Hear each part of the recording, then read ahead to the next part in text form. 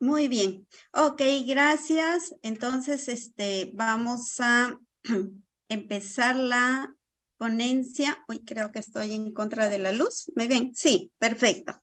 El tema de hoy es un tema bastante interesante, dado que la gran mayoría de nuestra población pues sufre de lo que nosotros llamamos la enfermedad renal crónica terminal. Cada año y las expectativas que se auguran para el 2030, pues es que esta enfermedad renal, ya que es de inicio silencioso, pues muchas veces los detectamos ya cuando el paciente está en la etapa 5 o estadio 5, en la cual solamente nos queda el realizar la terapia de reemplazo renal. Parte de ella, pues, estas terapias de reemplazo renal son la hemodiálisis, la diálisis peritoneal y el trasplante renal. Bien. Entonces, vamos a ir viendo poco a poco de qué se trata esta terapia de reemplazo renal.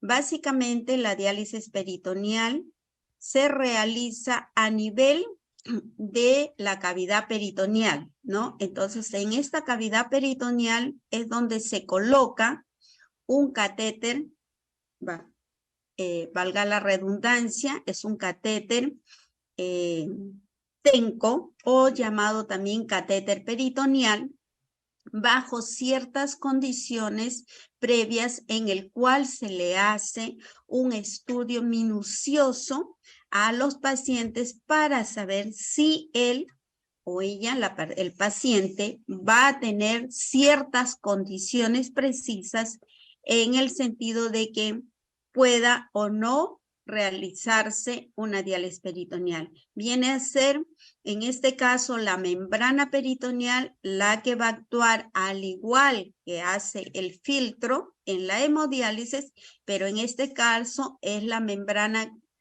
que es una membrana fisiológicamente la que hace de filtro. Va a hacer que todas las sustancias de desecho pues las puedan eliminar, y para ello pues se van a usar ciertas soluciones de diálisis y a través de ello pues se va a poder eliminar todas las sustancias de desecho.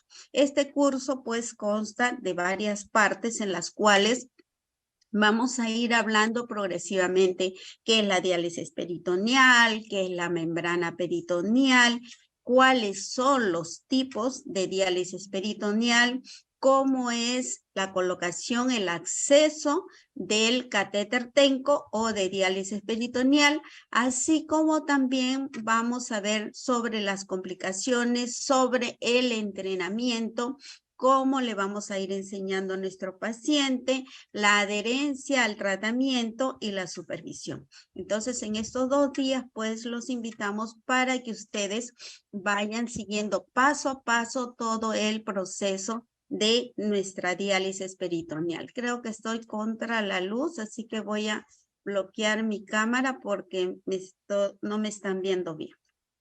Bien.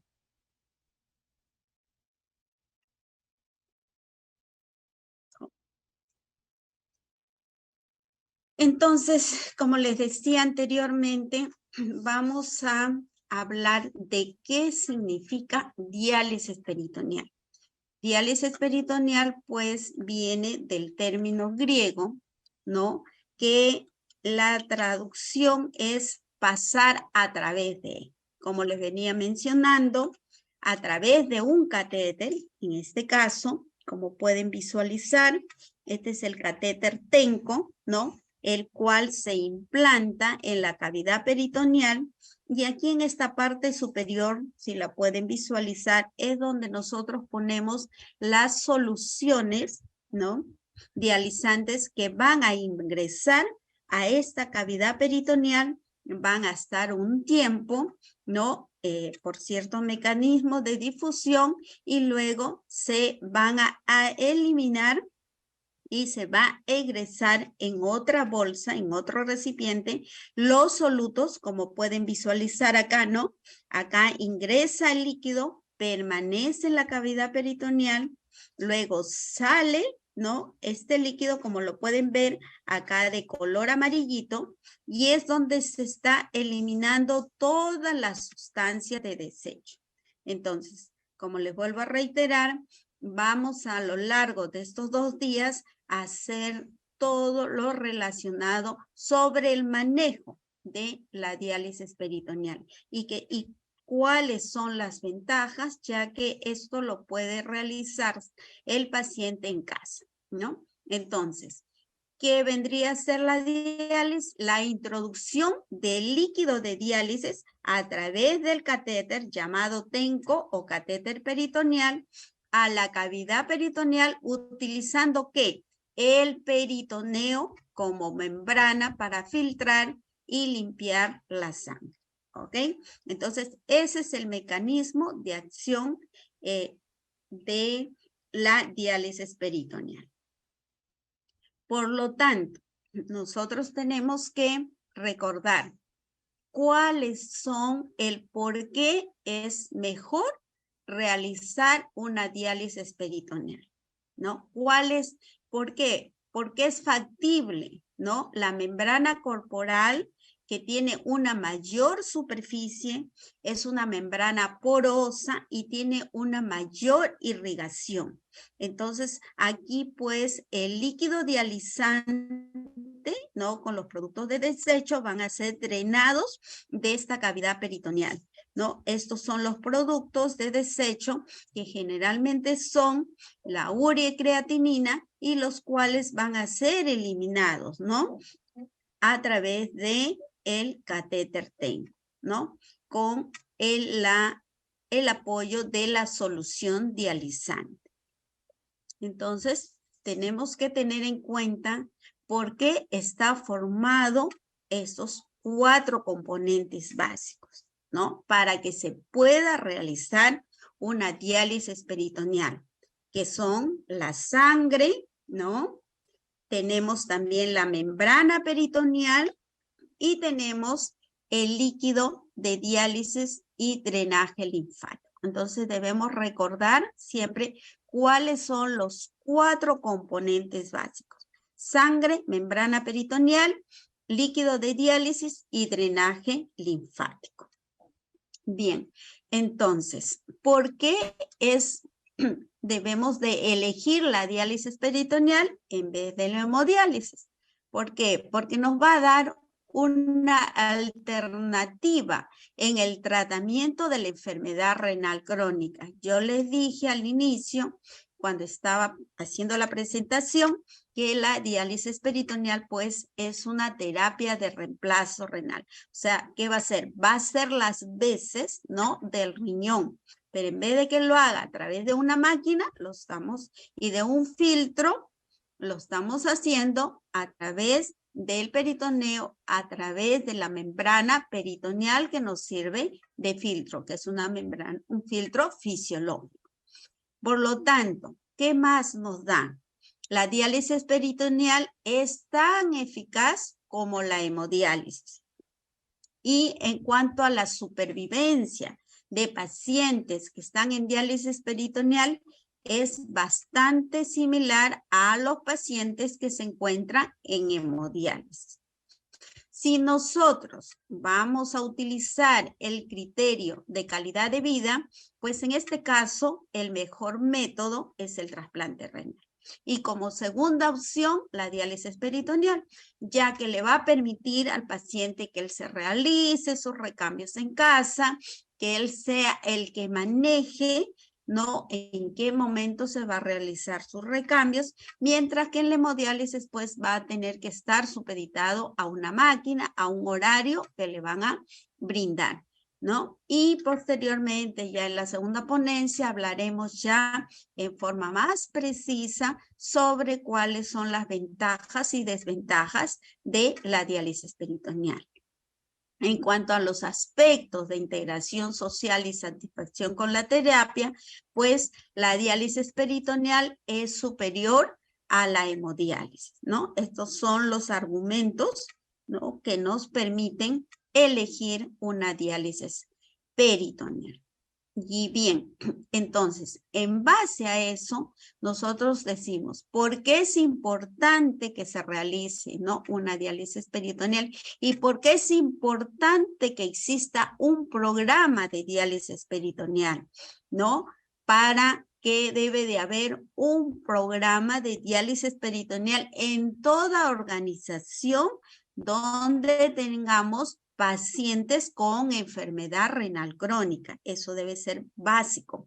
Y este programa, ¿qué debe estar? Debe estar siempre integrando la actividad de la unidad nefrológica. O sea, que debe haber un personal altamente capacitado que va a brindar cuidados al paciente con enfermedad renal. ¿Para qué? Para poderle brindar una segunda alternativa de elección, que sea pues el paciente el que elija cuál será su terapia de reemplazo renal, ¿no? Acá podemos, por ejemplo, visualizar al personal médico que está brindando a través de esta ayuda audiovisual, que es un televisor, ¿no?, lo que es la diálisis peritoneal. Y así lo tenemos, por ejemplo, en los establecimientos de salud. Se pasa todos los temas concernientes para que el paciente esté debidamente informado. Acá podemos ver también un centro de atención de salud donde se cuenta tanto con hemodiálisis como con diálisis peritoneal, y como tercera opción, que es una de las más importantes, el trasplante renal, ¿no? Y aquí podemos visualizar a la licenciada en enfermería, quien está realizando el recambio, la diálisis peritoneal, está haciendo la prueba del catéter Tenco, ¿no?, con las medidas de bioseguridad, tal como lo hacen. Básicamente la mascarilla no es requisito el uso de guantes, pero sí le mostramos al paciente, acá está ya brindando la educación, sobre el lavado. El lavado de manos es sí o sí muy importante en esta administración. Ahora yo quisiera saber si todos están atentos, ¿qué es lo que ven que no debería de estar usando esta licenciada?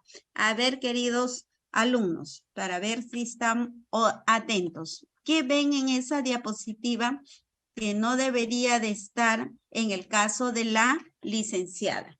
Pueden escribirlo en el chat, pueden levantar la manito, pueden pedir para que puedan aperturarles el micrófono, ¿sí?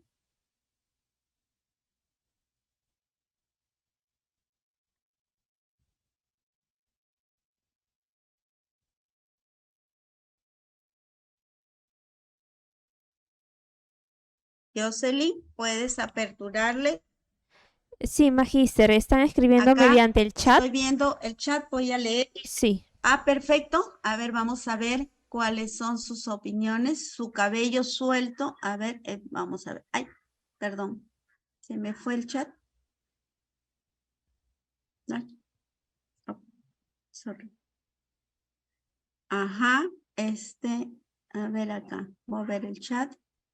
Reloj y cabello suelto, muy bien, reloj no tiene guantes, su cabello suelto, todo, todo.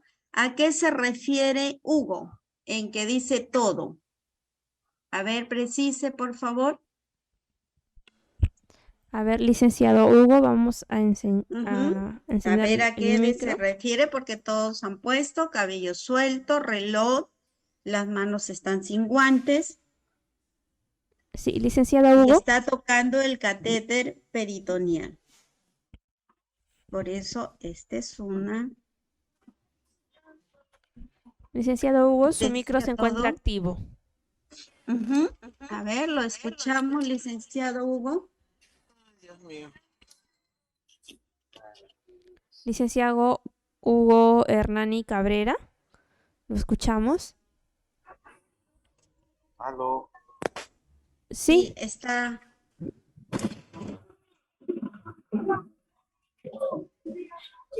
¿Me escucha? Sí, Buenas tardes. sí, buenas tardes, lo Sí. escuchamos. Disculpe, disculpen. Hay mucha bulla, estoy saliendo del trabajo. Buenas tardes con todos. Buenas tardes. Por lo visto, la licenciada no tiene el atuendo completo. Mandil, sus guantes, cabello suelto, reloj, ¿no? A eso me refiero con todo, va a disculpar el término todo. Ok, licenciado Hugo. ¿Y qué más ve en el orden del equipamiento? ¿Qué pueden ver? La distribución está ok, ¿no? Vemos al fondo.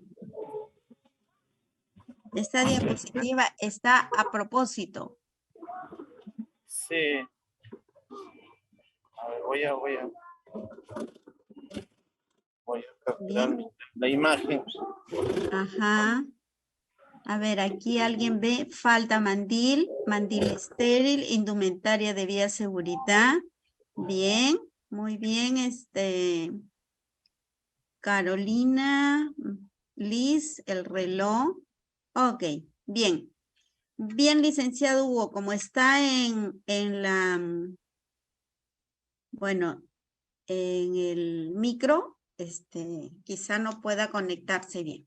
Bien, entonces todos hemos coincidido en consenso que le faltan las medidas de bioseguridad. Bien, perfecto.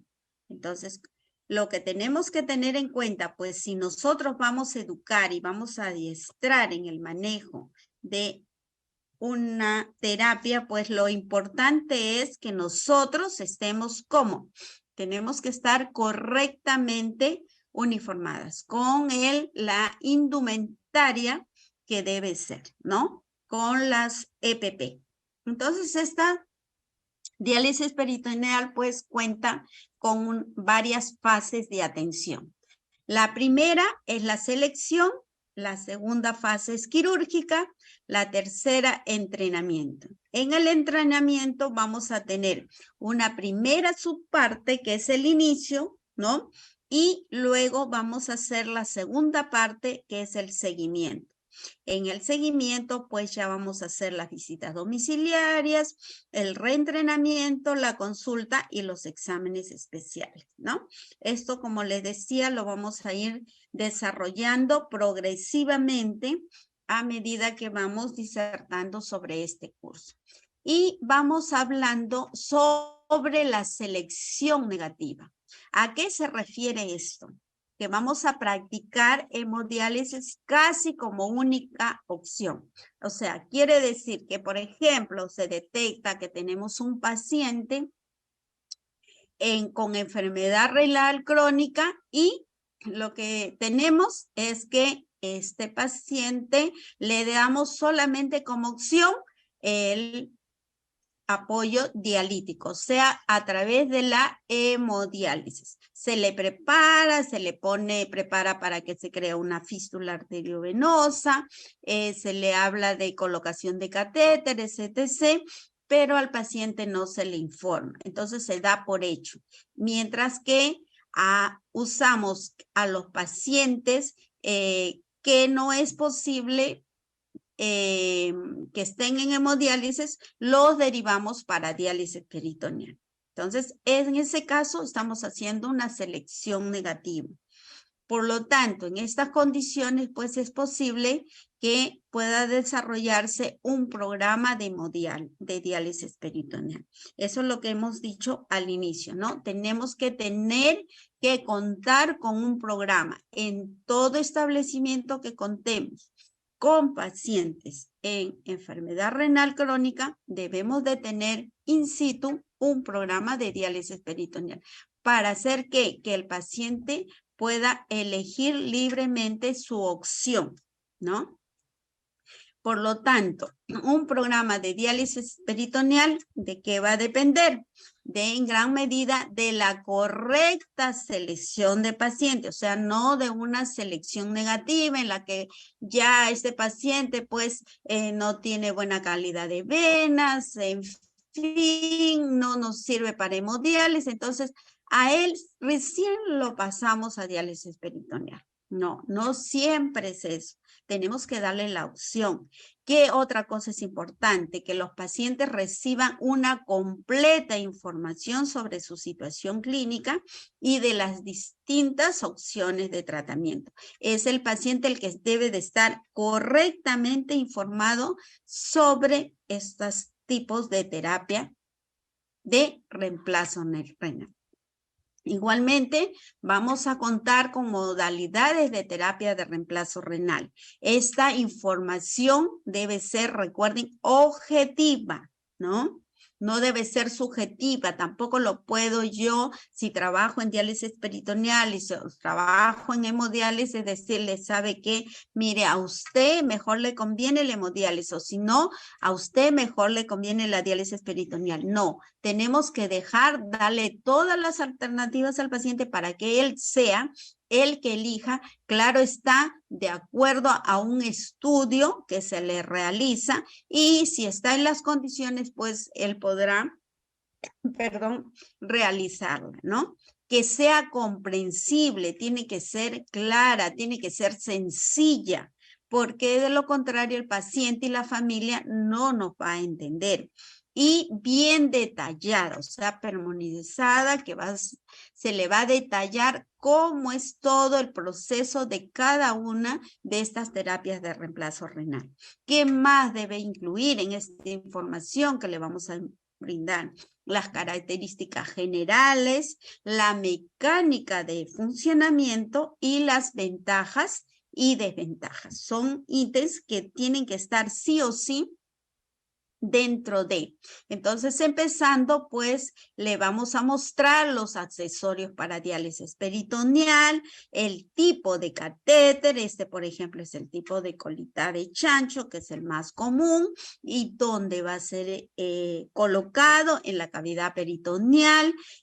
Vamos a hablarle, por ejemplo, de los accesos o partes de este sistema, que son el prolongador o la línea de transferencia, porque ya después el paciente va a ser él. Cuando hablemos de entrenamiento ya lo vamos a hacer en forma más pormenorizada, en la que vamos a ir hablando de cada una de estas partes, ¿no? La línea de transferencia, el adaptador del catéter, el sello que le vamos a poner al catéter, ¿no? Cuando ya nuestro paciente ha sido ya, ha seleccionado para ser un paciente de diálisis peritoneal. ¿Qué función tienen cada una de estos instrumentos o aditivos? Él los tiene que conocer porque él va a ser el que después de la parte externa de acá que sale, él es el que va a cubrir, él es el que va a proteger este catéter y él es el que va a manejar, porque él va a ser el que se va a conectar, ¿no? Con las soluciones. Y también tenemos que considerar que otros aspectos importantes, los criterios médicos, ¿no? En estos criterios médicos tenemos que ver qué situaciones definidas en la que diálisis peritoneal puede implicar ventajas o desventajas, ¿no? En la próxima ponencia vamos a hablar ya en detalle cuáles son estas ventajas y desventajas, de acuerdo a la modalidad, ¿no? En la cual se encuentre nuestro paciente. Igualmente, habitualmente la ausencia de factores médicos que indiquen o contraindiquen la diálisis peritoneal. Es decir, digamos, por ejemplo, si ese peritoneo ha sido demasiado manipulado, ha sido un peritoneo que ha tenido múltiples cirugías, entonces no sería pues un peritoneo adecuado para realizarse una diálisis peritoneal. No, pero si está en óptimas condiciones, si vemos que es ideal, pues también lo podemos poner en un paciente potencial para ser un paciente en diálisis peritoneal. Entonces, son muchos los aspectos que nosotros tenemos que tener en cuenta referente a la selección de nuestro paciente en diálisis peritoneal. Otros aspectos importantes, criterios personales, sociofamiliares. ¿Y qué vamos a ver acá en este aspecto? En este aspecto vamos a ver el estilo de vida y la actitud del paciente. Estos dos aspectos cobran vida en el sentido de que si nuestro paciente es una persona que es disciplinada, que va a llevar un estilo de vida saludable, al cual nosotros le vamos a brindar la educación para que él tenga el autocuidado una vez que sea implantado el catéter peritoneal y va a ser disciplinado y seguir las indicaciones en casa, pues eso sería lo ideal. O si es una persona pues que labora, que quizá para él sea más factible el que tenga una diálisis peritoneal ambulatoria o bien una diálisis de tipo con máquina cicladora, ¿no? Esos aspectos son los que nosotros tenemos que tener en cuenta. ¿Qué estilo de vida lleva? Es una persona que tiene que viajar de repente al interior del país o al exterior. Entonces, para él quizá le convenga la diálisis peritoneal, ¿no? Siempre y cuando, como les vuelvo a reiterar, el peritoneo sea ideal, ¿no? Reúna las condiciones. Y sobre todo tenemos que tener en cuenta la actitud del paciente. Vamos a ver si el paciente se siente, pues, muestra interés, ¿no? En ser el quien va a realizarse estos recambios, ¿no? Si está reacio o si para él es mucho más fácil, por el contrario, optar por la hemodiálisis, que le realicen y le haga otra persona. Entonces, son aspectos relevantes que tenemos que tener en cuenta. Y aquí viene la pregunta, ¿para quiénes sí y para quiénes no? Entonces, para quienes sí sería de preferencia paciente informado, pacientes pediátricos y adolescentes, ¿no? En su gran mayoría optamos que sea pacientitos pediátricos y pacientes con problemas con el acceso vascular. Aquellos pacientes también que tienen una inestabilidad hemodinámica y problemas cardiovasculares. Entonces ya vamos viendo ciertos aspectos, ciertas indicaciones definidas que hacen para quién sí debemos de realizar, ¿no? Pacientes diabéticos con un estilo de vida adecuado, con un lugar de residencia, pacientes geriátricos, ¿no? También. Y vamos pues en qué casos está indicado la diálisis peritoneal. Perdón. Esta diálisis pues fundamentalmente es la elección informada y objetiva. Ese es un primer punto. En esos casos el paciente libremente va acceder a la diálisis peritoneal. Segundo, tratamiento en el entorno habitual que evita desplazamientos, ¿no? O sea, él se puede realizar en casa, no tiene que desplazarse a una clínica, a un centro de salud, donde tienen que realizarle su diálisis. Pacientes con problemas de desplazamiento, ¿no? O sea, aquellos pacientes que quizá tienen algún problema motor en el cual le es difícil poderse desplazar, ¿no? Depende de una tercera persona para que los puedan llevar a los centros de hemodiálisis. Otra indicación, incompatibilidad del hemodiálisis con sus actividades diarias, como les decía, pacientes que laboran, que tienen que viajar de un lado a otro, ¿no? Por ejemplo, los niños, los pediátricos y los geriátricos, ¿no? Que tengan pues un buen soporte familiar. ¿Por qué? Porque en este caso, esta terapia de reemplazo se le va educar al niño, pero va incluido directamente en la educación a los padres, porque serán los padres aquellos que van a realizar esta terapia. Y en los ancianos también tenemos que recordar que muchos de ellos a veces son adultos mayores, entonces pues tenemos que educar quizá a la esposa, quizá a los hijos o algún familiar que se haga cargo y le pueda realizar su diálisis, ¿no? Su recambio. El otro aspecto es la independencia y los requerimientos laborales, ¿no? Son puntos bastante importantes. Y la indicación de preferencia, pues, que sea sobre todo pacientes que están laboralmente activos, ¿no? O sea, que están laborando, pacientes con independencia y autosuficiencia, ¿no? O sea, aquellos pacientes que no dependan de nadie, ¿no? Porque son ellos los que se van a realizar sus recambios. Ancianos y niños con soporte familiar. Vuelvo a reiterar, ancianos y niños con soporte familiar. Dificultades para desplazarse. Entonces, en esos casos está indicado la diálisis peritoneal. Y acá vamos viendo, por ejemplo, una indicación. Preferencia del paciente. ¿Cuál sería su condición? Paciente laboralmente activo, independencia, autosuficiencia, ancianos y niños con soporte familiar, dificultad para desplazarse. Lo que acabamos de ver en la anterior diapositiva. Inestabilidad hemodinámica. Aquellos pacientes que en ese momento están cursando con un cuadro de hipertrofia ventricular grave, una disfunción sistólica significativa.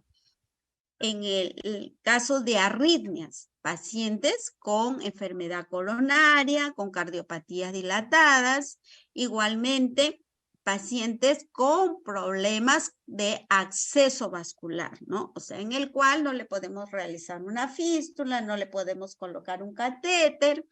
En general, puede ser en caso de los niños, de los ancianos o diabéticos, ¿no?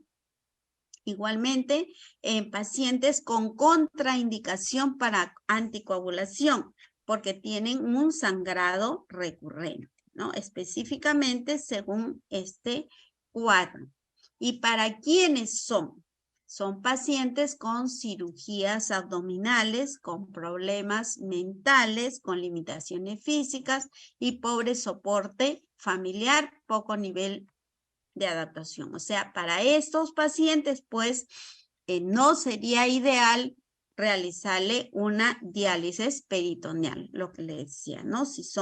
Si ha habido mucho trajín del peritoneo, un paciente con problemas mentales, porque él puede agarrar y sacarse el peritoneo.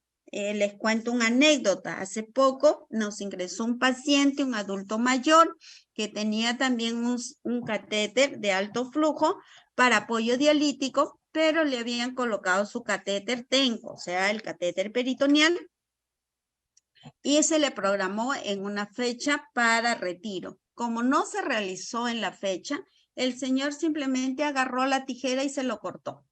Así que por suerte, pues no se ocasionó serios problemas, ya que lo que él cortó fue la parte externa.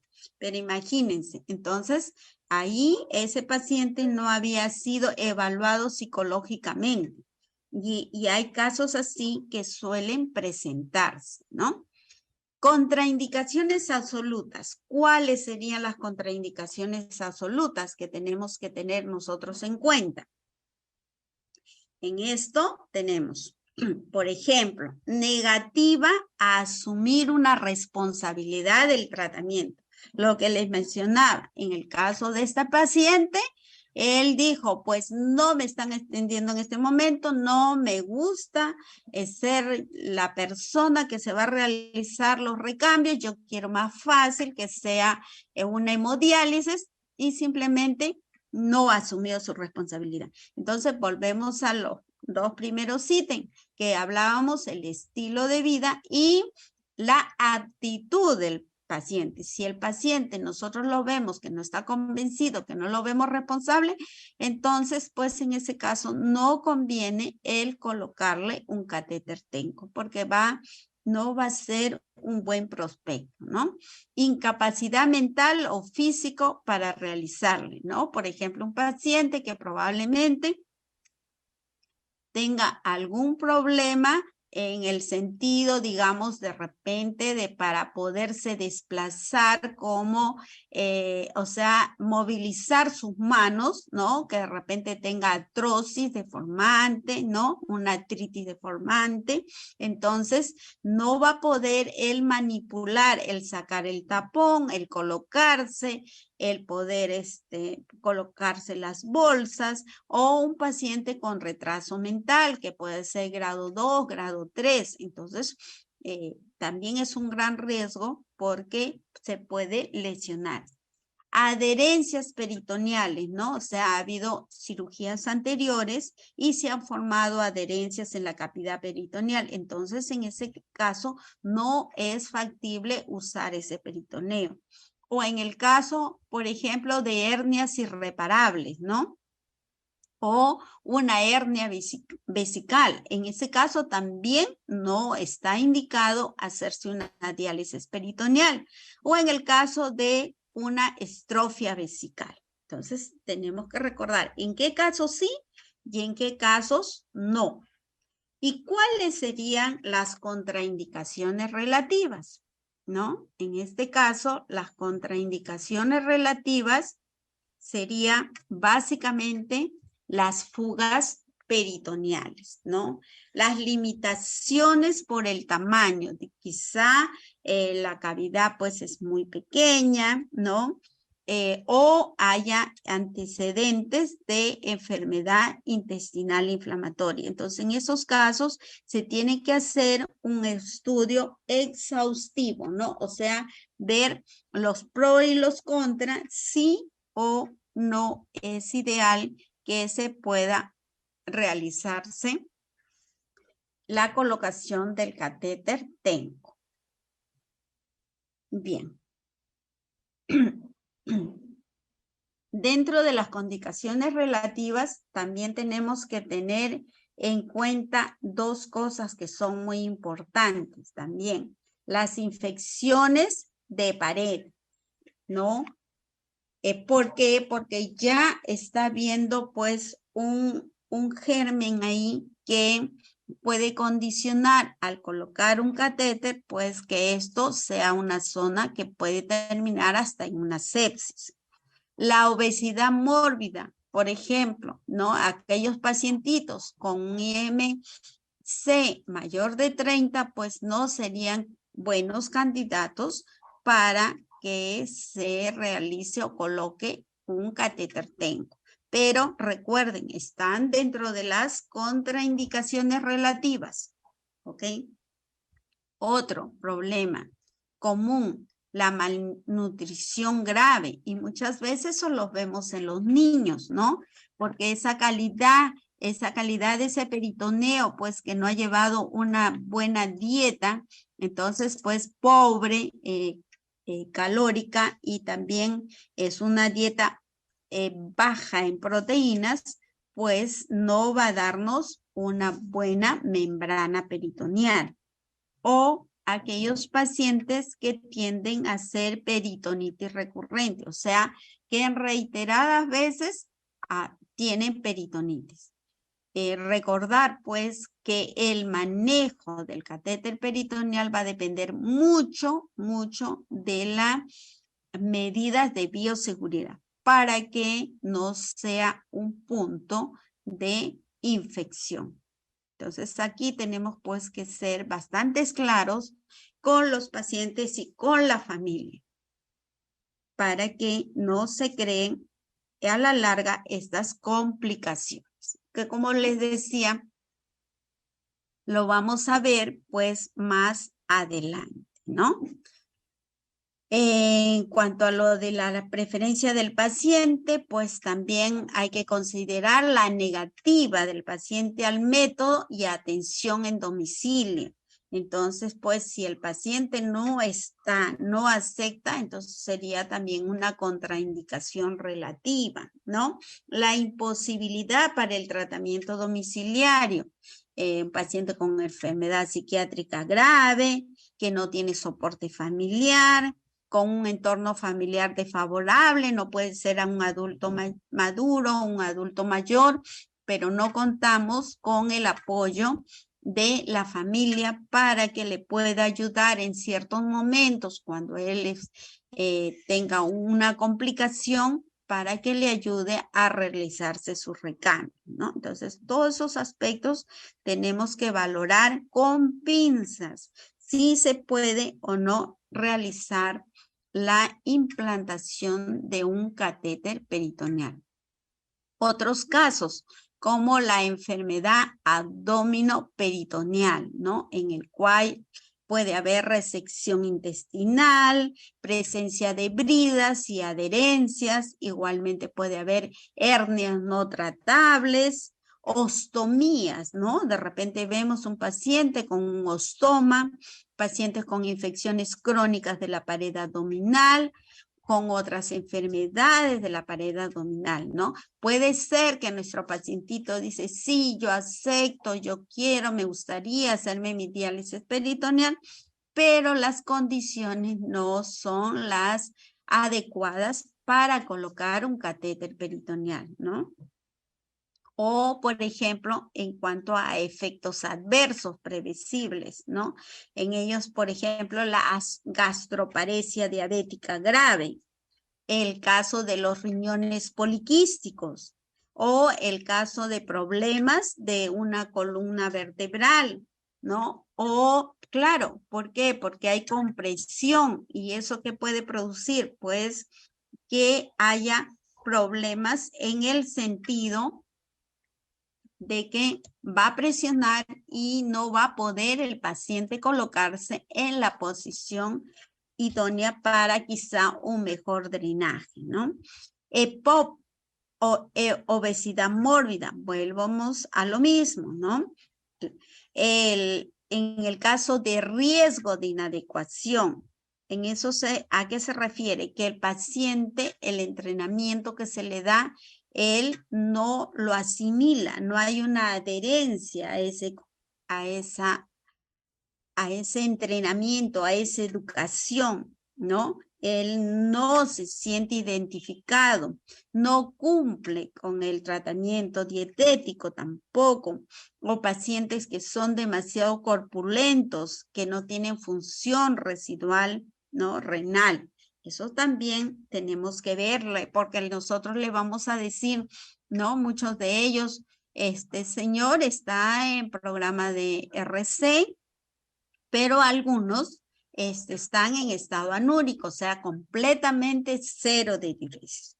Otros están oligúricos, todavía tienen cierta diuresis residual de unos 200, 300, ¿no? Y hay otros que sí manejan una diuresis residual, pero que no están depurando, o sea, eliminan la orina, pero no depuran, ¿no? Solamente salen sin eliminar las sustancias de desecho. Entonces, todos esos aspectos tenemos que tomarlos en cuenta al evaluar y hacer la selección de nuestro paciente para diálisis peritoneal. Y aquí le vamos a hablar rápidamente porque en el próximo tema ya lo voy a hablar con detalle, como les decía, en cuanto a la información sobre las ventajas de diálisis peritoneal, el equilibrio continuo de los elementos, hay aumento de la hemoglobina y el hematocrito, menos transfusiones, mejor control de la PA y no síndrome postdiálisis, ¿no? Esto le mencionamos pues cuando nosotros vertimos la información al hacer la selección. Hay una mayor autonomía, es fácil de aprender, una mejora para la adaptación psicosocial, menores restricciones diabéticas y de líquidos, ¿no? Por eso lo paso rápidamente este aspecto porque lo vamos a tratar a continuación pero siempre es bueno que cuando vamos a darle la orientación, nosotros conozcamos, ¿no? Elimina problemas del acceso vascular, la ultrafiltración si es lenta y mejor tolerada, conservación de la función renal residual. Y nos vamos a las etapas. ¿Cuáles son las etapas que nosotros vamos a considerar para que se pueda realizar la diálisis peritoneal? Primeramente, la primera etapa en cuanto a lo que es la prediálisis. En esa etapa que se hace, ¿no? Generalmente es un paciente que puede estar en un estadio 3A o 3B, ¿no? Que todavía no entra lo que nosotros llamamos ya la diálisis como tal, ¿no? Entonces todavía puede estar con tratamiento médico o pensando en colocarle un acceso vascular para un caso de emergencia. Entonces ahí hacemos la captación de nuestros pacientes, la valoración inicial. Estas deben de ser, recuerden que es multidisciplinaria. Todo el equipo en conjunto. Entra a tallar el nefrólogo, la enfermera, la nutricionista, el psicólogo, ¿no? Entonces, y la asistenta social. Todos entran a tallar en esta primera etapa. Les decía, recuerden que también hay pacientes, tuvimos un curso, recuerdo, de diálisis, prediálisis, donde tenemos pues consultorio, ¿no? En ese consultorio, por ejemplo, el Rebagliati cuenta con consultorio de evaluación prediálisis al paciente, ¿no? Generalmente nos derivan aquellos pacientes de estadio 3B, ¿no? Y donde le vamos a dar toda la información sobre cuál es el siguiente paso. Como segunda etapa tenemos la etapa de inicio de la terapia, ¿no? Cuando recuerden que vimos en el inicio de terapia, ahí habrá un programa de entrenamiento y reentrenamiento. Ese aspecto también lo vamos a abordar las colegas que me van a seguir el día de mañana. El programa de visita domiciliaria y sistema de contacto telefónico. Igualmente se va a ampliar estos puntos que son de suma interés. Y la tercera etapa de seguimiento y control de terapia igualmente se va a detallar, en donde vamos a ver que la recolección y valoración de exámenes, el diagnóstico inicial y periódico, ¿no? O sea, le hacemos sus análisis, vamos viendo si puede entrar o no en la categoría para ser un paciente potencial que esté en el programa de diálisis peritoneal. Una adecuación y toma de decisiones, ¿no? Esto va a depender de lo que el paciente decida y de las características también de su peritoneo, si está apto o no.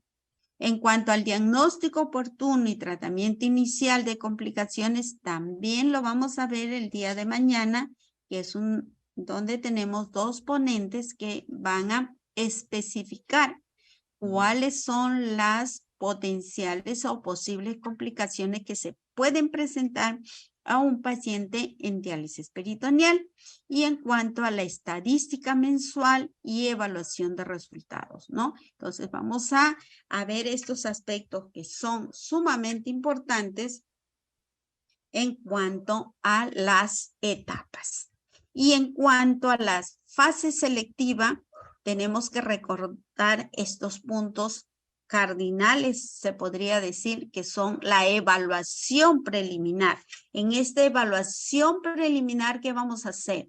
Va a haber la orientación, el conocer las perspectivas del paciente, ¿no? Acá vemos, por ejemplo, está el paciente, está el médico, puede ser la enfermera, quien le está brindando información tanto al paciente como puede ser a su familia. En la entrevista formal, ahí ¿qué tenemos que hacer? Como personal de salud, pues se llena una ficha con un examen físico, con las actitudes y destrezas y el razonamiento que nos brinda de acuerdo a la entrevista que nosotros le vamos a realizar.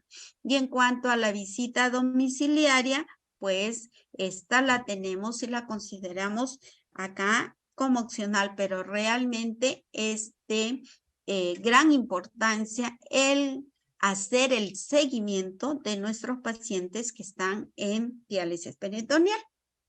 Sobre todo cuando hemos pasado lo que es la pandemia, pues se le ha hecho, ya que hubo problemas en cuanto a la parte presencial, se ha hecho un monitoreo a base de en forma virtual, ¿no? Los guiamos a nuestros pacientes, los evaluamos, teleconsulta o telellamada o videollamada, y en la cual nosotros veíamos cómo iba nuestro paciente.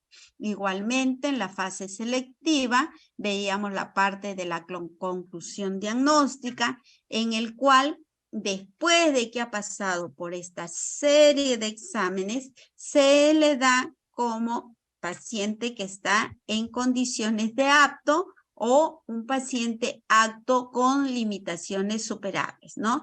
Por ejemplo, tiene alguna contraindicación, pero de tipo relativo. Entonces, eso sí vemos que hay la opción que él puede superarlo y lo ponemos en ese ítem, ¿no? Y no apto a aquel que tiene, pues, las contraindicaciones absolutas. Entonces, él no encajaría como, por ejemplo, un paciente psiquiátrico, ¿no? Lo más común. Igualmente, en la fase selectiva tenemos que determinar el ingreso del paciente, ¿no? Y esa determinación va a ser ¿con qué? Con la participación del equipo multidisciplinario. Eso recordemos, todo el equipo multidisciplinario interviene en la determinación. Decimos, sí, este paciente está para estar en el cuadro de diálisis peritoneal.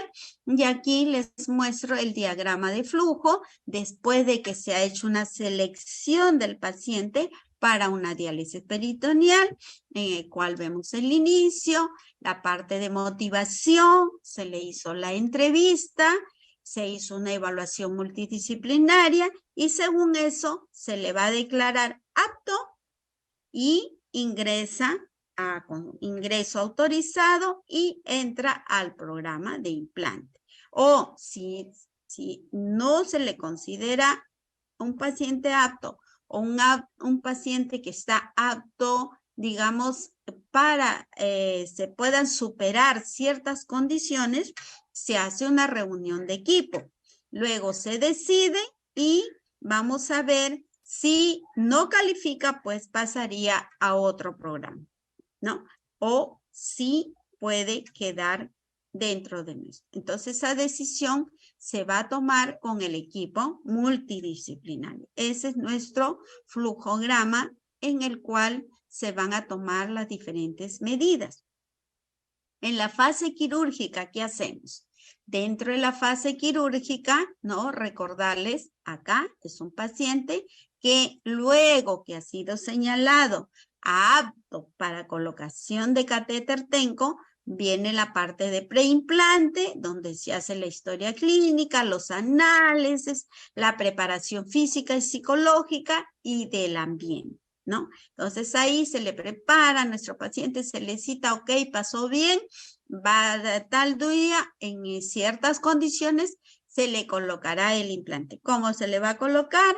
Pues se le pondrá enema, se le hará ya con sus anales de radiografía, de perfil de coagulación, hemograma, ¿no? El paciente evaluado psicológicamente, que es apto, y se le coloca el catéter TENCO. Luego, ¿no? O sea, se le programa. Luego viene la etapa del implante, en el cual ya se colocó, ¿no? Aquí hay una área que se llama UNIT, la unidad de intervencionismo, donde se va a colocar el catéter TENCO. Y lo hacen los nefrólogos. Nosotros como enfermeras de especialidad, luego vamos a evaluarlo, vamos a ver las condiciones de ese catéter, vamos a ver si hay sangrado, no hay sangrado, características, ¿no? Sus constantes vitales, Y luego pasamos a la tercera etapa del posimplante, ¿no? Donde se va a realizar la curación del catéter, la prueba de permeabilidad, ¿no? Entonces vamos a probar si ese catéter sirve, no sirve o no es permeable. Entonces, eso se hace previo a que después ya pasa el paciente a lo que se llama la diálisis peritoneal aprobada. Y nos vamos a lo que es el programa de entrenamiento, donde le estamos dando la enseñanza individualizada. O sea, primero le dimos una información general y luego ya que está en el programa, ya vamos viendo de acuerdo al avance de este paciente, ¿no? Una ficha de contenido, su informe final. Entonces evaluamos este paciente si realmente va a reunir o no las condiciones y lo vamos evaluando. Y si hay alguna dificultad que debe ser superada. Igualmente pasamos a lo que es la visita domiciliaria, ¿no? Aquí se corrobora la adaptación de la dientes, ¿no? Si este paciente pues sigue o no sigue las instrucciones que nosotros le hemos brindado. Y en la fase de tratamiento que vamos a hacer, inicio de la diálisis, esto ya se hace cuando se ha visto que ese catéter ya está óptimo, ¿no? Se hizo primeras pruebas y está ok, entonces ya bajo supervisión se hace durante una semana, ¿no? Las consultas mensuales con el médico, la instalación de protocolos, ¿no? En el caso de hay antecedente, un paciente con anemia, paciente con osteodistrofia, un paciente y con problemas nutricionales. Entonces, en base a eso, vamos a ir aplicando nuestras fases, ¿no? Y en la fase de seguimiento viene ya el control de la eficiencia del tratamiento, ¿no? ¿Y en qué nos vamos a basar? En los indicadores de calidad, ¿no? En eso vamos a ver también la consulta, me indica el KTB, descartar los valores de creatinina, el PET, la evaluación nutricional y la hemoglobina. Dentro de las en el control de la eficiencia de tratamiento también tenemos que ver control de infecciones en la fase de seguimiento. Entonces aquí vamos a ver y hacer las visitas domiciliarias. Ojo, tenemos que hacer el reentrenamiento, evaluación del oficio de salida, las tasas de incidencia, cultivos, etc., ¿no? El calendario que se hace cada 6 meses y después de las complicaciones. Ya voy finalizando. Bien, les agradezco su atención y me quedo a las preguntas. Bien, muchas gracias, Magíster Margarita. Sí. Sí. Vamos a pasar entonces a la ronda de preguntas. Recuerden que ustedes pueden realizar cualquier consulta, duda o también aporte acerca del tema ya expuesto. Para eso tienen habilitado el botón del chat y pueden levantar la manito, activarles el micro y puedan interactuar con la ponente.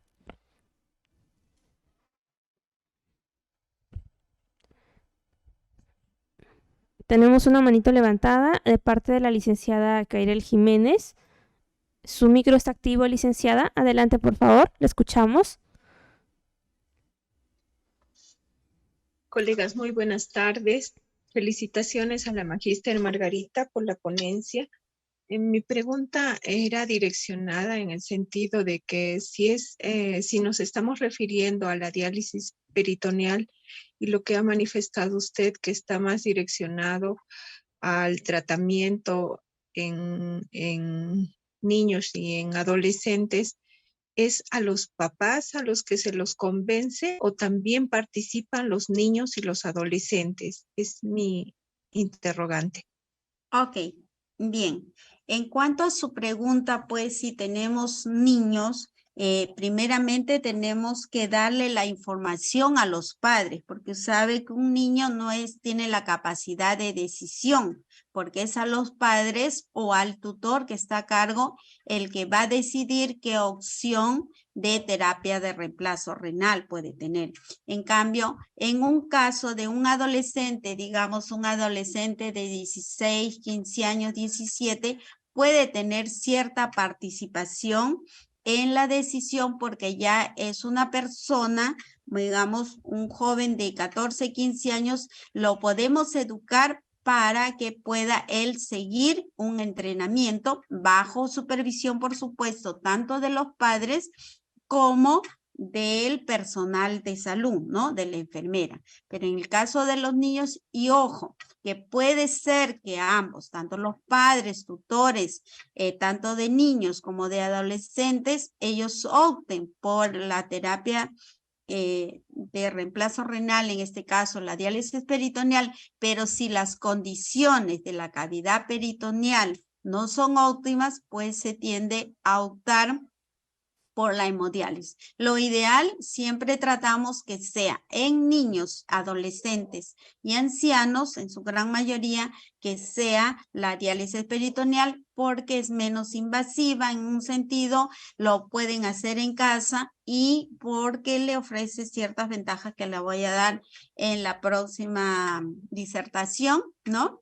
Con mayor amplitud, eso sería. Entonces aquí les vuelvo a reiterar, quien decide no es un niño, porque es el niño, no tiene la capacidad, ¿no? Para que él pueda decidir, ¿sí? En ese caso. No es un adulto que pueda decidir. No sé si con eso yo le respondo la pregunta. ¿Está usted satisfecha con la respuesta? Cairel.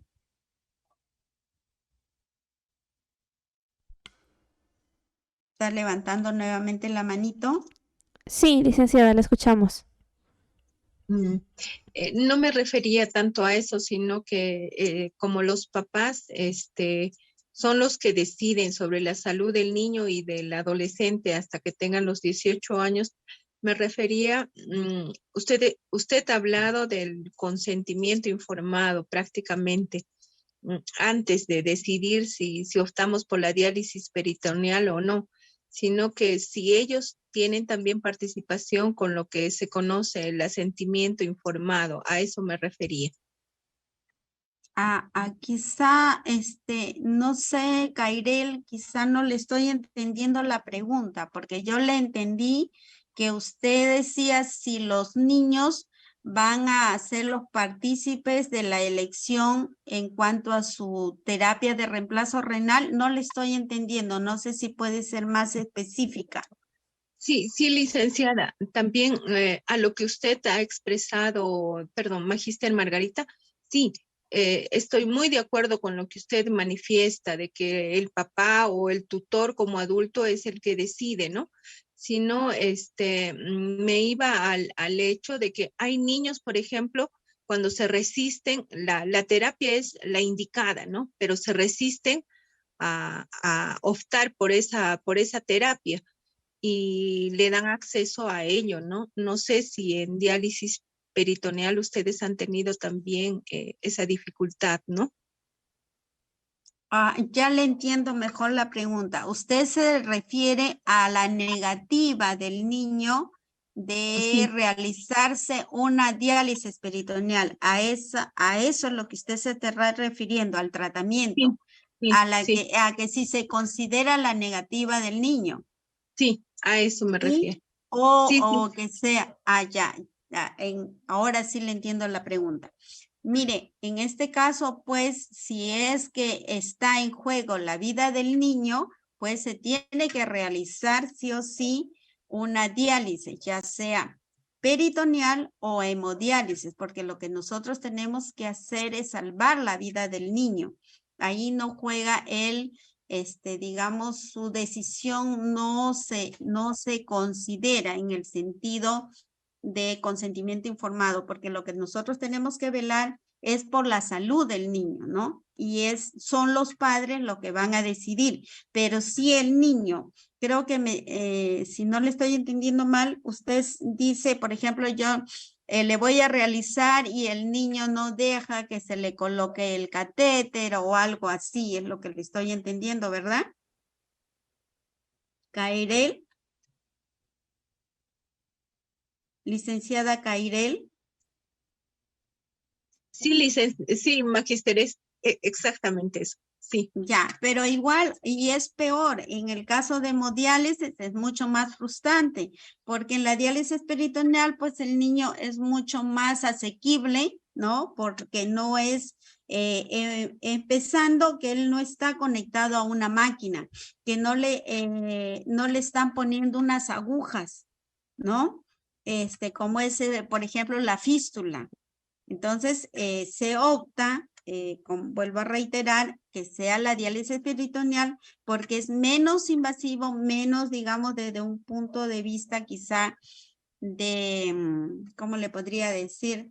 De aspecto psicológico, el que el niño sienta temor, ¿no? Entonces, de preferencia, se opta que a los niños sea la diálisis peritoneal por ese sentido, ¿no? Y porque tiene una mejor calidad de vida, el niño va a tener una dieta hiperproteica, va a estar con sus padres mientras se está realizando, ¿no? Después de lo que es el entrenamiento y la supervisión, entonces al niño no se le va a sacar de su entorno familiar, mientras que en la hemodiálisis es mucho más frustrante para él desde el punto de vista psicológico, porque al niño usted lo va a exponer. Hay zonas que se distribuyen para, digamos, en el caso de diálisis peritoneal exclusivo para los pacientes pediátricos, como se da en nuestro centro de salud, mientras que para, en el caso de niños que están en hemodiálisis, pues están, a no ser que tengan alguna contraindicación médica, como por ejemplo son HIV positivos, etc., que se les sectoriza. En ese caso están todos, está el niño y está el adulto y el anciano. O sea, no se sectoriza por edad etaria, ¿no? O sea, cronológica, salvo pues en los hospitales netamente pediátricos, ¿sí? Eso es lo que yo le diría, le hago hincapié. Porque usted sabe, el manejo de un niño pues tiene que ir de la mano y la detección es a través de, en este caso, de los terapeutas, que son los psicólogos, quienes nos van a ayudar a preparar al niño a ser sometido a un proceso de diálisis. Y me refiero en general. Entonces vamos a seguir las pautas, hay que evaluar al niño, hay que evaluar el compartimiento, digamos en este caso de los padres, su compromiso que nos va a permitir para que el niño sea mucho más asequible. ¿Ok? Ahora sí creo que hemos ahondado un poquito más la pregunta y creo que sí es haberle resuelto su inquietud, porque sí le he tratado de entender, Cairel. Sí, nos comenta que muchísimas gracias la licenciada Cairel. Okay.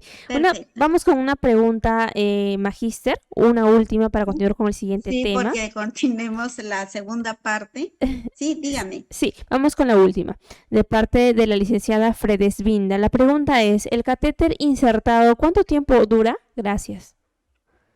Ok, mire, le voy a responder rápidamente porque el tiempo de inserción de un catéter va a depender de muchos factores. Primeramente, juega la calidad del catéter. Segundo, de la manipulación que se haga con este tipo de catéter y como le diría, lo que en cuanto a la prevención y detección oportuna de una complicación. Porque, por ejemplo, si se hace una mala manipulación de un catéter peritoneal, pues podemos llegar a lesionarlo y en ese caso, pues el catéter, al estar rajado o traccionado, entonces se tiene que ser reemplazado. En otro caso, cuando el paciente se complica, y lo vamos a ver, como les decía, más adelante, el día de mañana, en el cual vamos a ahondar más sobre los tipos de catéteres peritoneales, sobre las complicaciones y manipulación de los mismos. Entonces, si es un paciente que se contaminó con una bacteremia, que es lo más común, entonces, primeramente, si la cobertura profiláctica ha sido la adecuada, entonces en ese caso se tiene que llegar muchas veces a hacerle un apoyo dialítico y se tiene que sacar el catéter. Entonces va a depender de los factores condicionantes, pero después, normal, el tiempo de duración es, digamos, lo que está el catéter, pues, funcionante, ¿no? Pero si vemos que no, que en la diálisis, a la hora que usted le enseña al paciente o familiar, que en la bolsa de drenaje vemos pequeñas, así como telitas de araña, fibrinas que son, entonces quiere decir que también este catéter puede haberse obstruido, ¿no? O puede haberse infectado, entonces se va a ver si se puede permeabilizar el catéter para salvarlo o si de repente se tiene que extraer. Entonces son muchos los factores que van a condicionar la durabilidad del catéter, ¿no?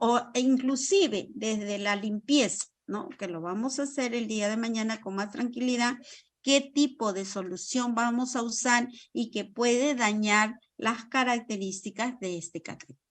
Espero haberle haberle resuelto la respuesta a la licenciada, y creo que sí podemos pasar a la segunda parte. Sí, Magíster, por favor, para que nos pueda compartir la siguiente parte. Si hay más preguntas, lo podemos hacer al finalizar. Sí, muchas gracias. Okay.